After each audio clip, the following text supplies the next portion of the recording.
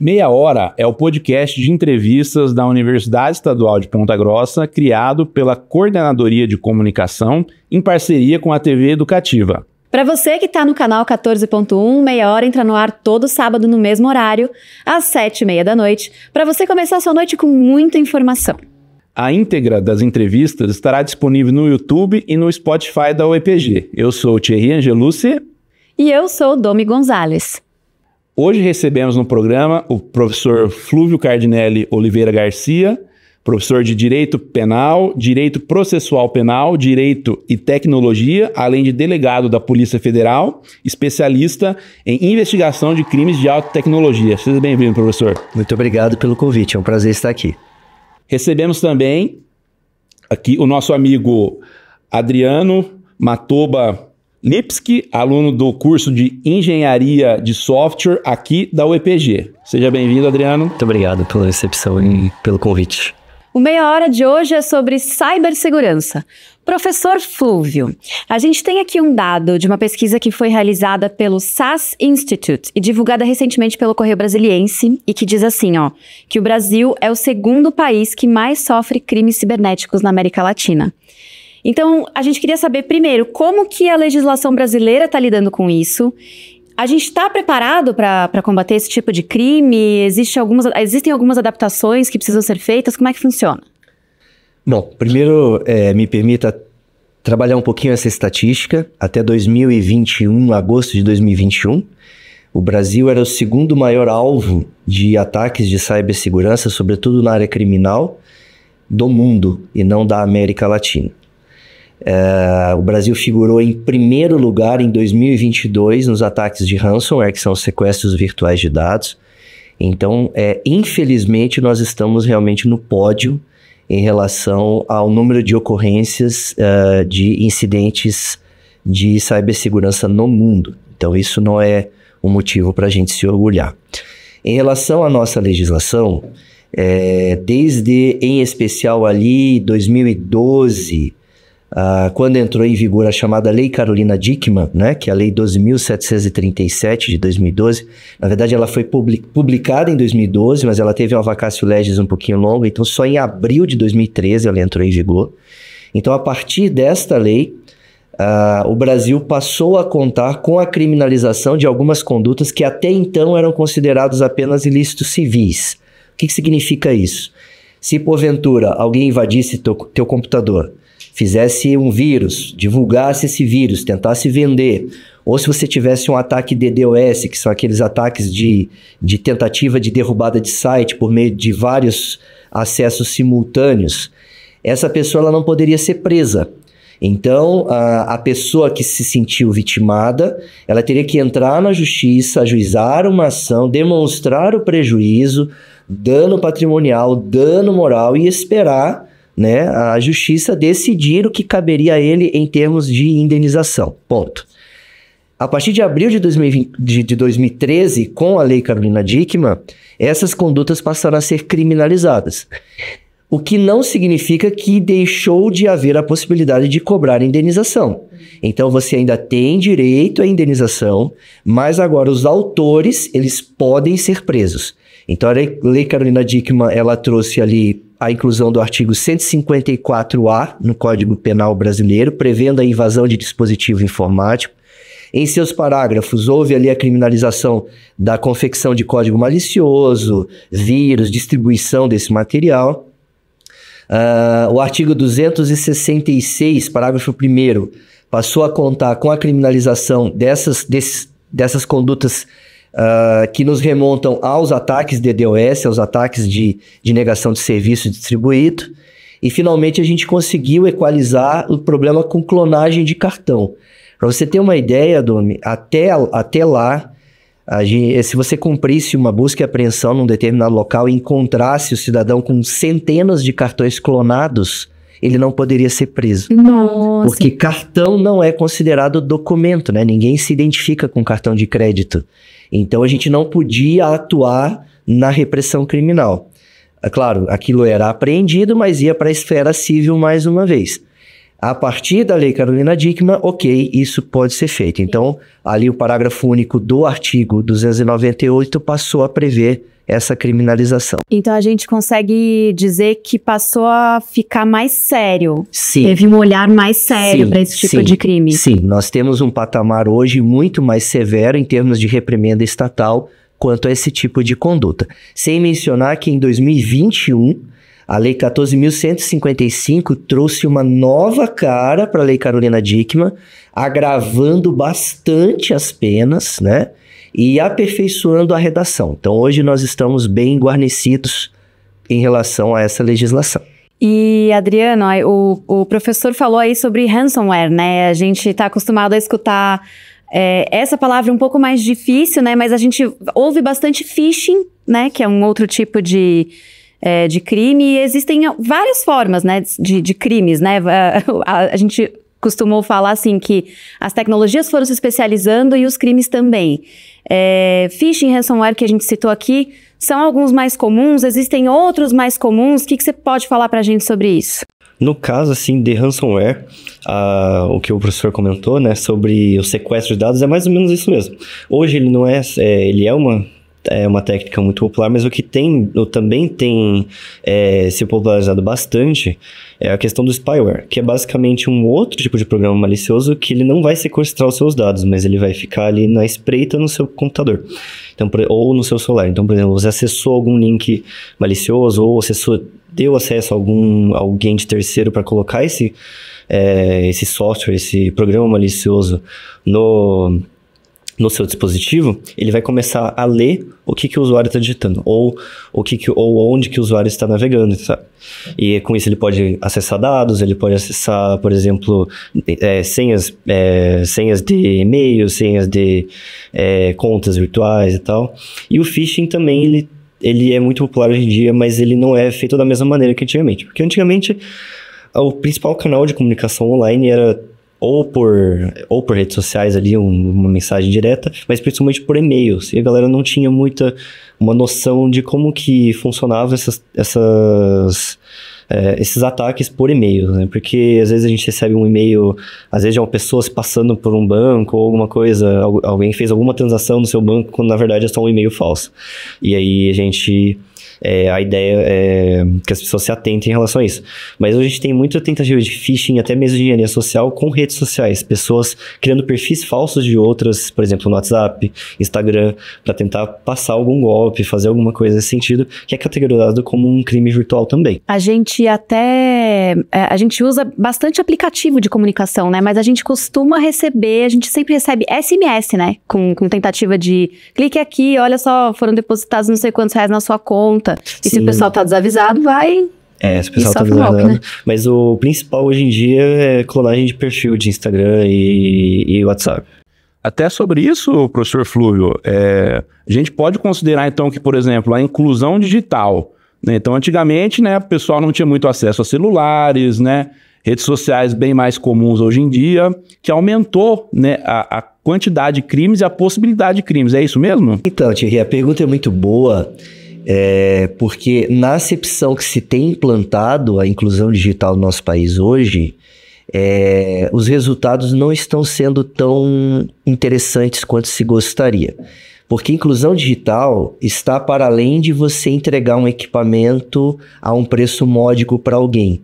É muito mais do que isso, né? Eu costumo dizer que é o seguinte, isso é esmola digital, né? Um celular normal custa, sei lá, R$2.000, um parâmetro. Mas aí eu vou fazer aqui um financiamento, vou fornecer aqui um celular a R$500 ou R$100 ou mesmo que gratuitamente.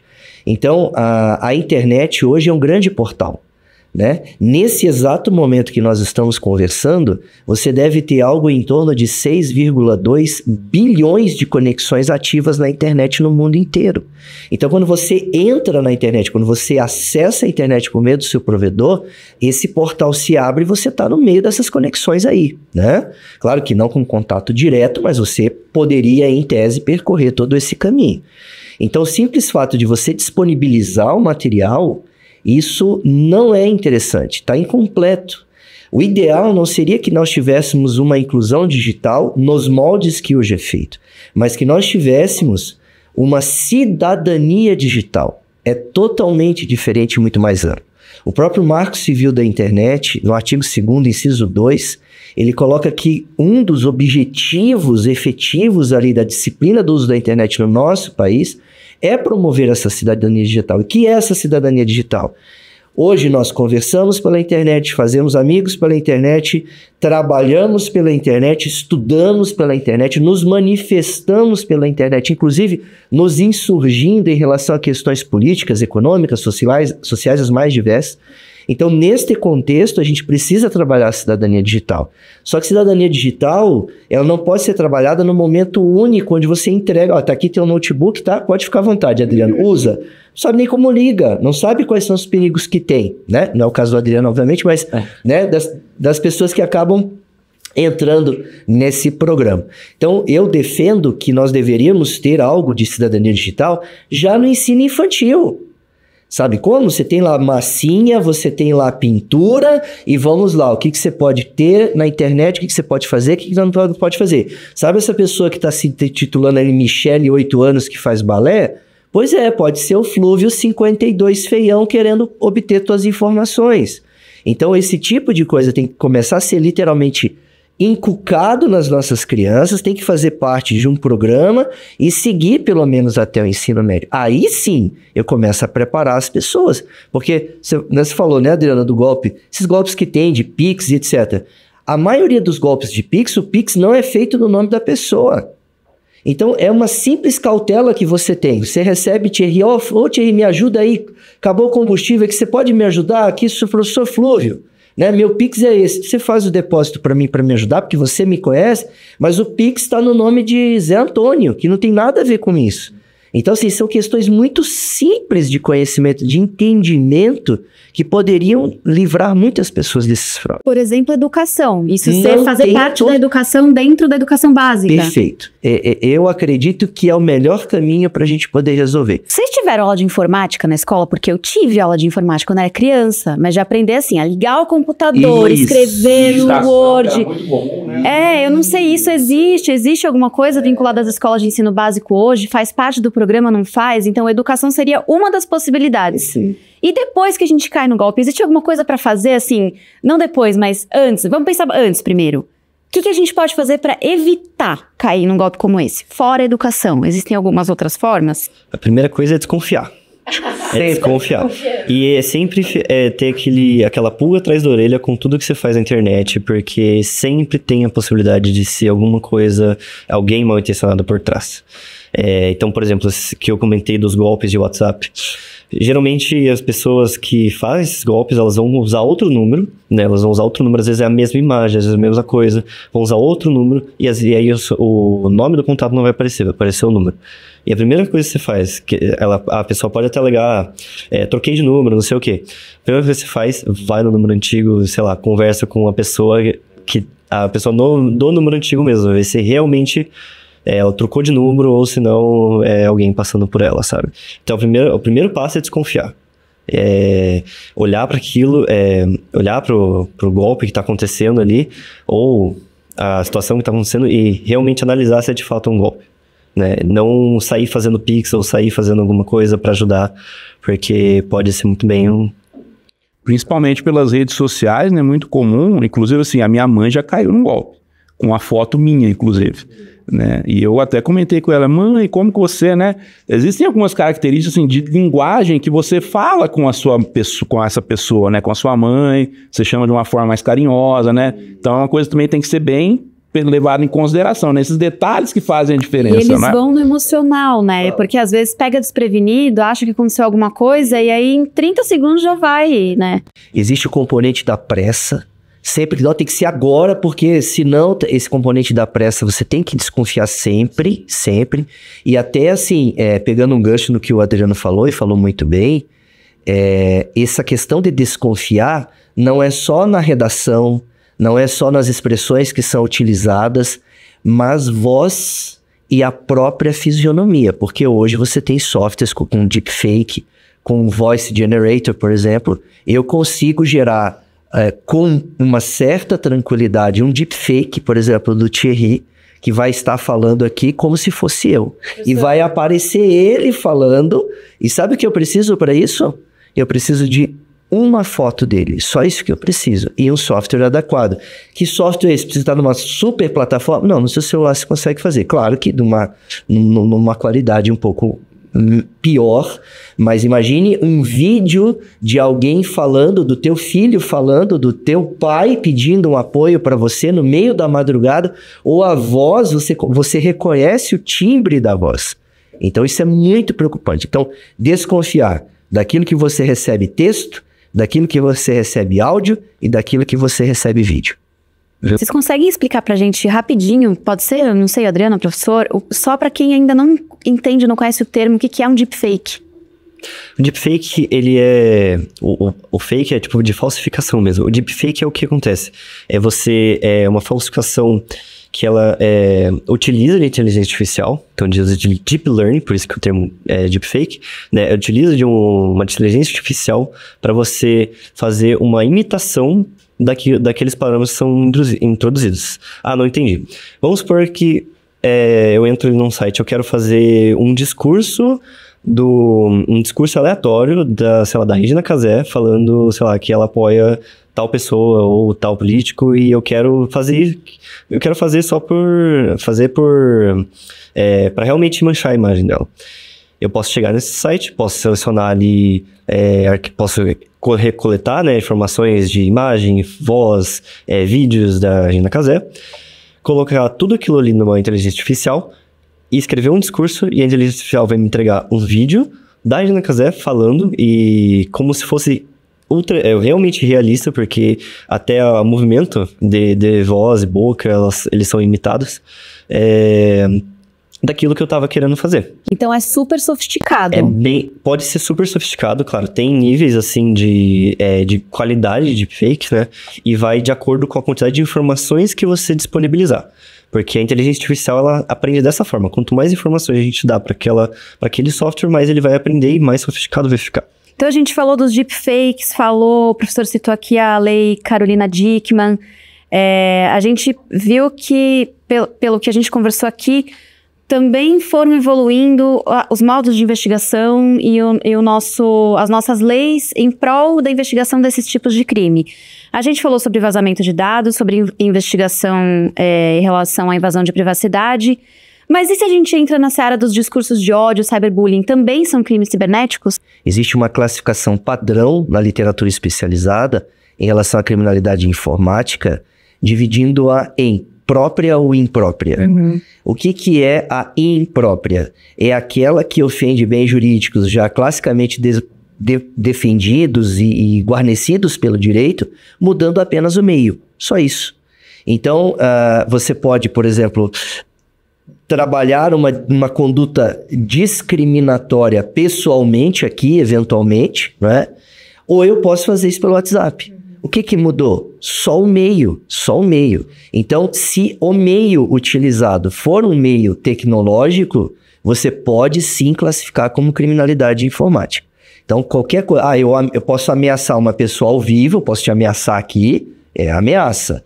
Ok, é um crime comum, beleza. Agora, se eu lhe ameaço mandando uma mensagem por e-mail, ele passa a ser um crime informático. Mas no que isso muda? Só o meio. Então, não tem, assim, grandes novidades em relação à investigação, grandes novidades em relação à própria legislação. Imagine que não tivesse lei Carolina Dickmann. Nós não temos lei Carolina Dickmann. Acabou, não tem. Tudo bem. Se alguém, por exemplo, te extorquir, vai continuar, mesmo que seja numa rede social, no Instagram, vai continuar sendo extorsão. O próprio ransomware, né, que é o sequestro virtual de dados. Caramba, sequestro virtual de dados, o que é isso, né? Isso nada mais é do que extorsão. A pessoa criptografa o seu HD, diz o seguinte: se você não me pagar tanto, eu não vou liberar. Pronto. O phishing que o Adriano citou. O que é o phishing?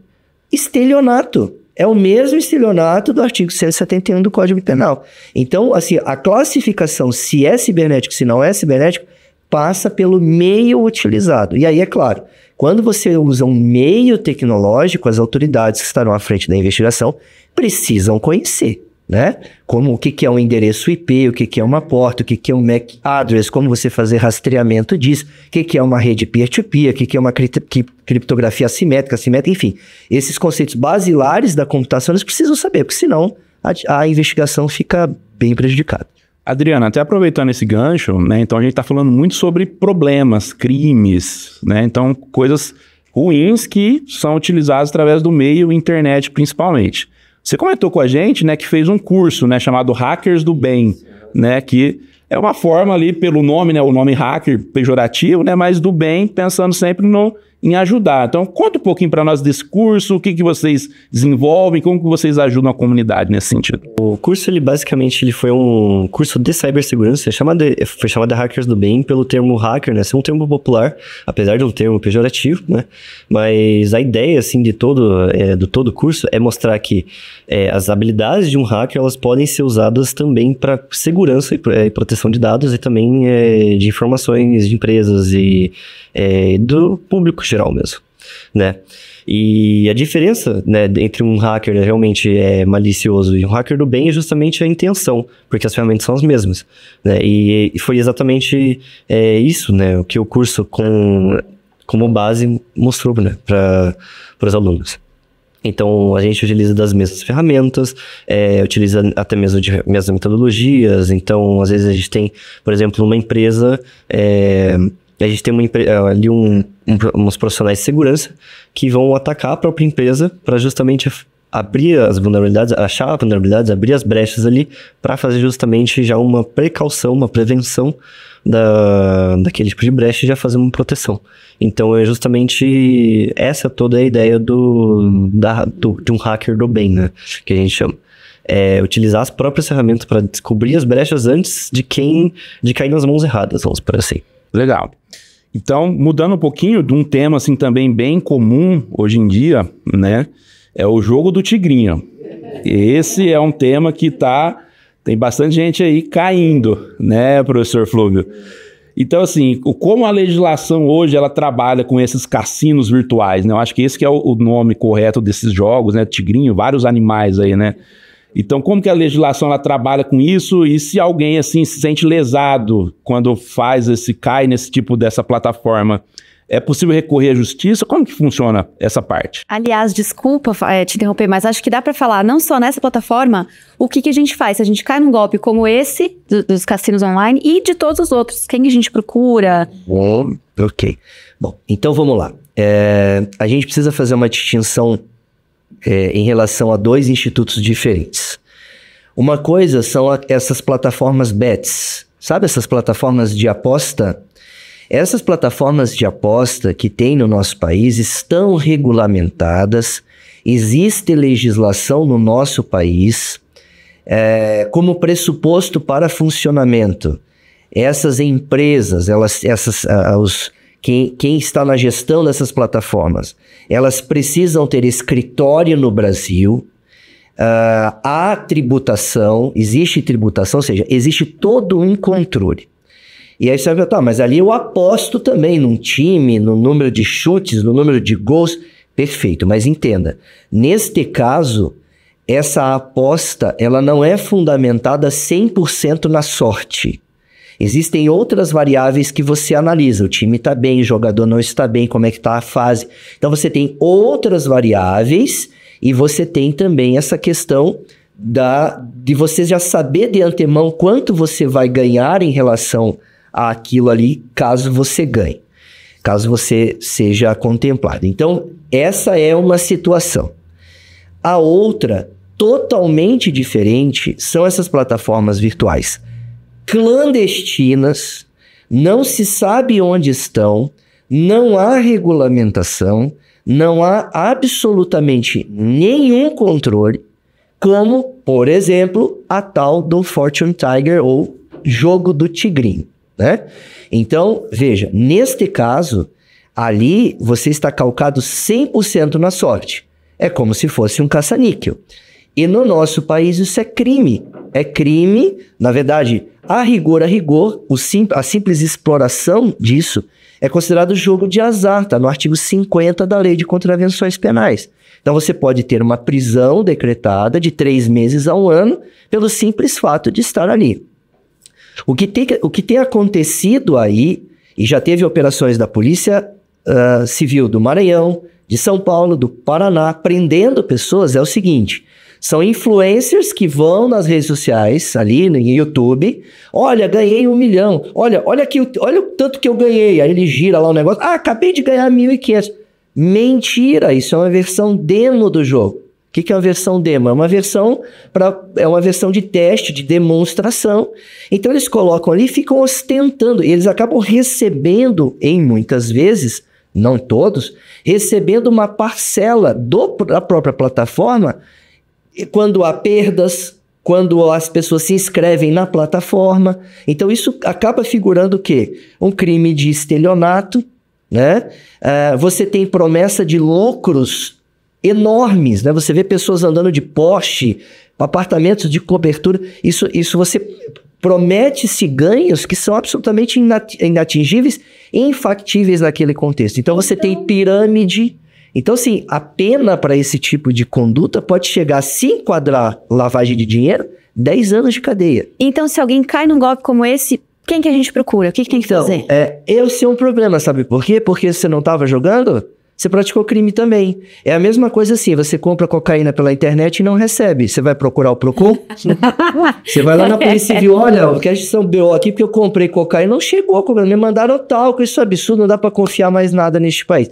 Então é uma situação muito complicada de se viver num contexto como esse. E isso em relação aos crimes vinculados a esse tal desse jogo clandestinas. Esse do jogo do Tigrinho. O restante não. Aí você tem que procurar as autoridades, os órgãos fiscalizadores, registrar boletim de ocorrência, deixar tudo meio bem registrado. Se envolve banco, avisa o banco. Se envolve telefonia, avisa a operadora de telefonia. Deixa tudo isso devidamente registrado para se resguardar. Então, com essa dica do professor Flúvio, a gente encerra o Meia Hora de hoje, mas só na TV.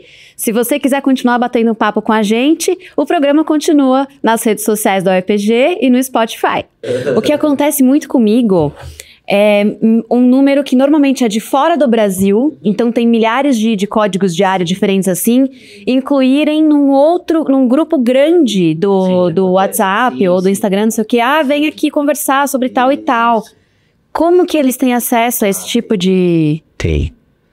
Se jogar teu nome no Google hoje, será que não acha teu telefone? Eu não sei, porque eu não consigo habitar eu não sei habitar essa seara aí de onde eles pesquisam, mas CPF com certeza acha, né? Com certeza. E às vezes a gente nem percebe, a gente coloca tipo, número de telefone para fazer validação de 2 fatores, coisas assim. Esse número fica exposto. Aliás, essa era uma pergunta que eu queria fazer. Existem aplicativos de login seguro. Funciona mesmo isso? Tipo um authenticator da vida que a gente tem no celular? Ele é multifator, né? Ele vai ajudar.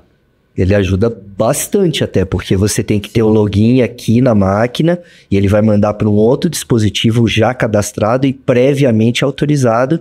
Vai te mandar um código, você vai ter que digitar aquele código ali. Então, assim, ajuda bastante. Na minha opinião, ajuda bastante. Não sei se o Adriano concorda. Eu acho que quando você comentou, né, de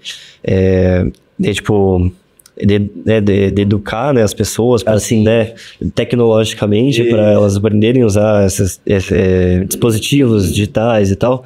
Eu acho que é mandatório 2 coisas em questão de proteção, né, de segurança de contas, proteção de dados, que é o 2 fatores. Sim. E também a questão também para quem participa, né, que é para quem explora um pouco mais ali os fundos da internet, utilizar uma VPN. Uma rede virtual privada. Isso.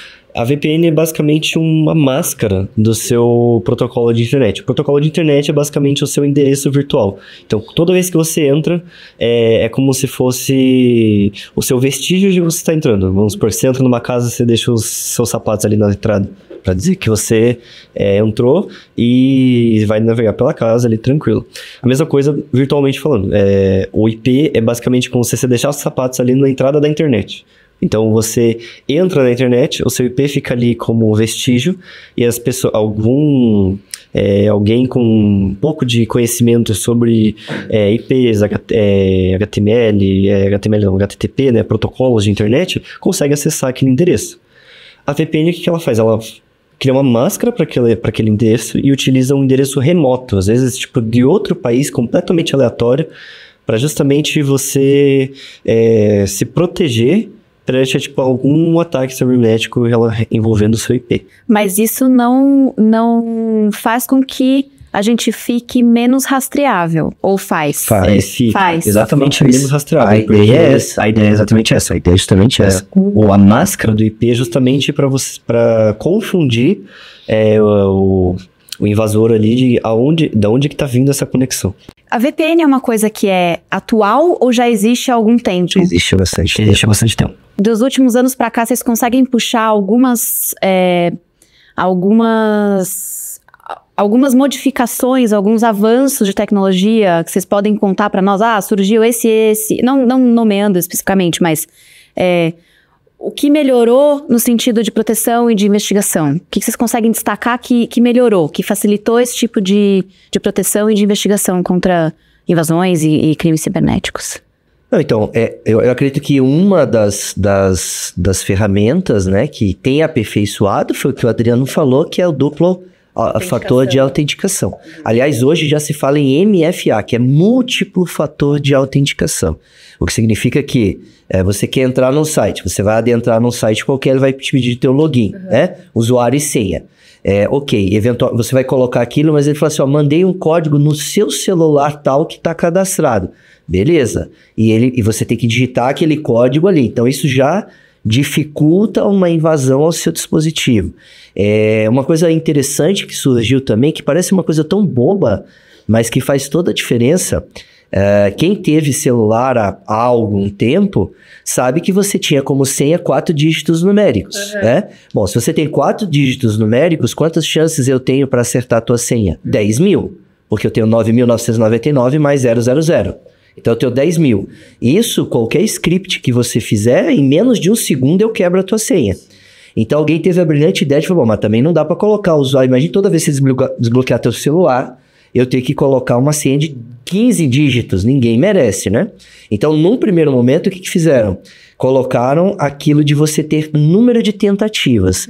E se passa de um número X de tentativas, ele bloqueia teu aparelho em 1 minuto. Tentou, errou, bloqueia agora 5 minutos. Bloqueou 30 minutos, agora 1 hora. Ou seja, dependendo da quantidade de tentativas erradas que você tiver, o seu aparelho pode literalmente ficar bloqueado por anos.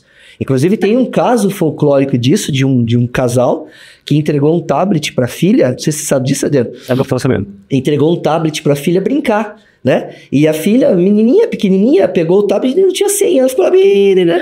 Mas olha, está há anos bloqueado. E diz assim, quando ela tiver 50 anos de idade, vai mostrar para ela e vai tentar liberar. E não tem o que fazer, gente. Então, essa é uma possibilidade.